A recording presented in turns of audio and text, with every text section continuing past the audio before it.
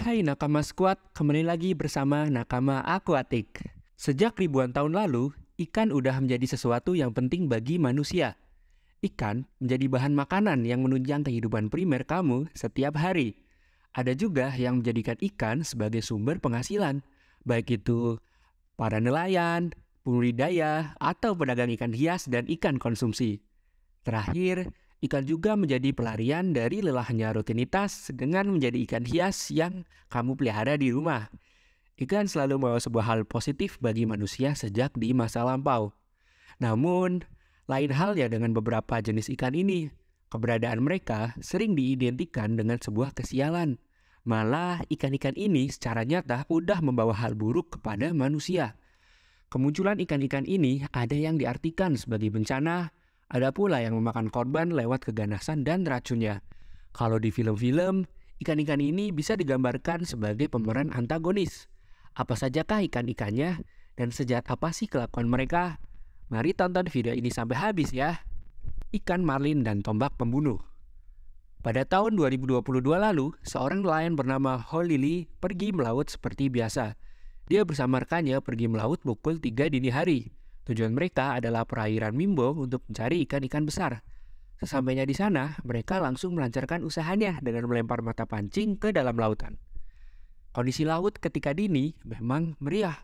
Banyak ikan-ikan nokturnal yang mencari makan di bawah permukaan air. Makanya banyak nelayan yang lebih suka untuk datang dan mencari ikan di malam hari. Karena banyak banget ikan yang menjadi lebih aktif dan muncul di permukaan ketika malam menjelang. Tiba-tiba, salah satu pancing milik Holili ditarik dengan sangat kuat. Dia dan kawannya berusaha keras untuk menghadapi kekuatan yang sangat besar yang menarik pancing tersebut. Mereka merasa ada sesuatu yang sangat besar dan kuat yang terjebak di ujung pancing mereka. Setelah berjuang cukup lama, akhirnya mereka berhasil mengangkat ikan dengan ukuran lumayan besar yang ternyata adalah ikan marlin. Ikan marlin dikenal oleh masyarakat lokal dengan nama ikan cucut. Menurut banyak nelayan dan pemancing, ikan marlin merupakan salah satu ikan di laut yang punya kekuatan besar dalam menarik pancing. Mereka memiliki tubuh yang cocok untuk bergerak cepat di dalam air, sehingga mendapatkan ikan marlin memang bukan perkara mudah. Lebih lagi, ikan ini memiliki sebuah senjata penting yang terkadang bisa lebih bahaya dari ikan hiu, yaitu moncongnya. Moncong ikan marlin bentuknya seperti tombak. Moncong panjang dan runcing ini sangat tajam dan bisa dengan mudah melukai mangsa dan ataupun yang mencoba untuk mengancam si ikan marlin. Menghadapi ikan seperti ikan marlin harus sangat hati-hati. Salah-salah kamu bisa terkena sabetan moncongnya yang tajam itu. Kalau kena, ya sama aja kayak ketusuk pisau atau pedang. Kamu bisa kehilangan nyawa. Apesnya, Holili gak cukup hati-hati pas mau naikin ikan marlin yang ia dapat ke dalam kapal. Selepas bertarung cukup lama dengan ikan tersebut, kayaknya ikan marlin yang memakan umpan Holili udah nyerah. Tarikannya melemas dan ikan terlihat udah KO. Holili mengira ikan udah lemes dan gak punya perlawanan lagi.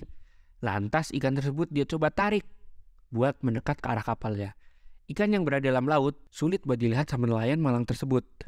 Kawan Holili udah mengingatkan kalau jangan melihat mendekatkan tubuh ke permukaan air pas lagi ngambil ikan marlin.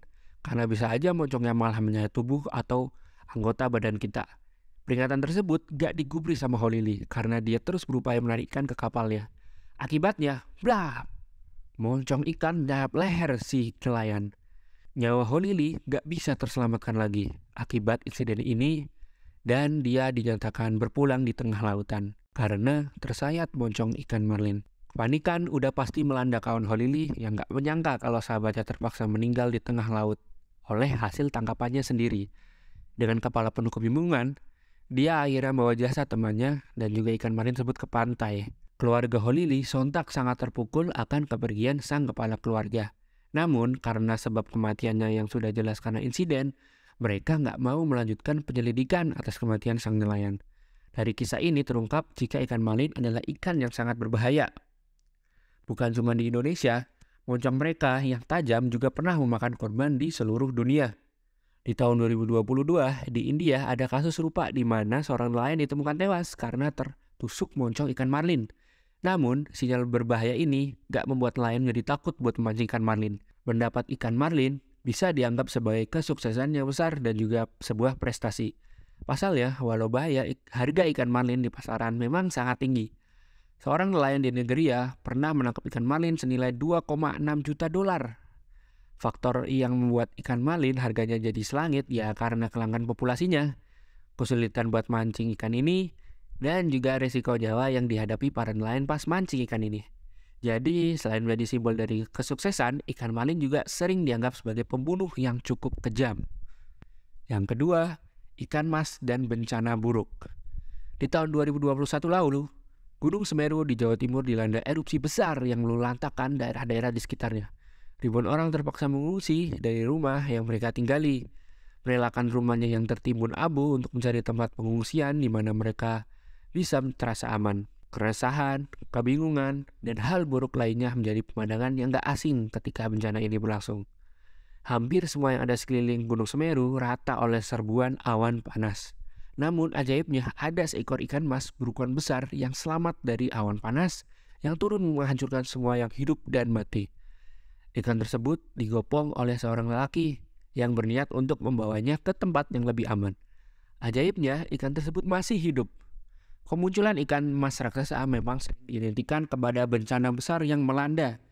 Warga di Danau Toba juga punya legenda serupa di mana ada seekor ikan mas berukuran besar yang ditemukan beberapa hari sebelum bencana kapal tenggelam berlangsung.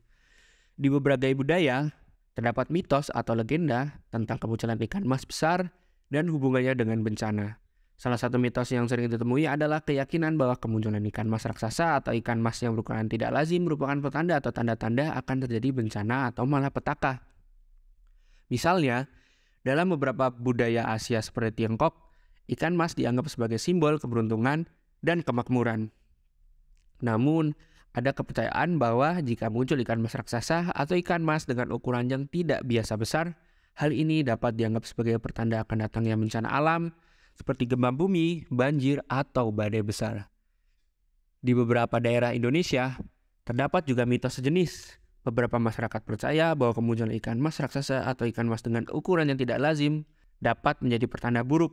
Ada kepercayaan bahwa ikan mas raksasa dapat meramal atau memberikan tanda-tanda akan terjadinya bencana, seperti erupsi gunung berapi, longsor, atau banjir. Namun, perlu diingat bahwa mitos atau keyakinan ini bersifat subjektif dan tidak didukung oleh bukti ilmiah yang kuat.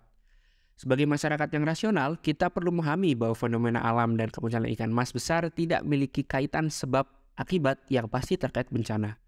Meskipun demikian, mitos dan legenda ini masih menjadi bagian warisan budaya dan kepercayaan masyarakat di berbagai daerah dan dihormati sebagai bagian dari kepercayaan lokal. Dalam menghadapi bencana alam, penting untuk mengandalkan informasi dan peringatan yang diberikan oleh sumber resmi, seperti pemerintah daerah atau lembaga terkait. Mengenalkan mitos atau keyakinan tak berdasar dalam menghadapi bencana dapat mengakibatkan tindakan yang tidak tepat atau memicu kepanikan yang tidak perlu. Yang jelas, legenda soal kemunculan ikan mas memanglah sudah menjadi budaya dan kepercayaan lokal yang udah mendarah daging. Percaya atau enggak, ya itu terserah kamu. Yang ketiga, ikan buntal yang mengandung racun. Di tahun 2020 lalu, ada sebuah berita yang cukup menghebohkan di Banyuwangi. Bukan peristiwa horor, santet, dan hantu-hantuan yang sering digambarkan oleh film-film, melainkan sebuah peristiwa yang disebabkan oleh ikan buntal.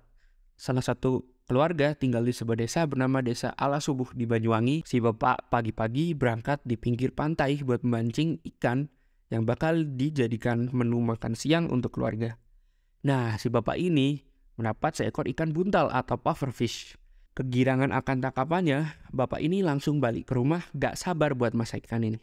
Sesampainya di rumah, keluarga ini masak ikan buntal dengan cara digoreng dan dipakai bumbu santan. Keluarga ini gak sadar kalau ikan buntal bukanlah ikan biasa. Ikan ini memiliki racun yang sangat berbahaya. Racun tetrodotoksin yang ada di dalam ikan buntal sangatlah kuat. Hanya 2 mg dosisnya saja bisa membunuh orang dewasa. Bahkan ini termasuk racun yang lebih kuat dibandingkan dengan arsenik dan cyanida hingga 1.200 kali lipat. Dalam satu ikan buntal saja terdapat cukup racun yang bisa menewaskan 30 orang dewasa. Ikan buntal memang juga dikenal sebagai ikan konsumsi, cuma cara masaknya nggak boleh sembarangan. Koki-koki di Jepang kudu punya sebuah sertifikat khusus biar bisa memasak ikan buntal. Soalnya ada sebuah cara khusus yang dipakai buat memisahkan kelenjar racun di dalam tubuh biar gak menyebar ke dagingnya. Mengetahui ini jelas gak diketahui oleh keluarga Malang asal Banyuwangi tersebut.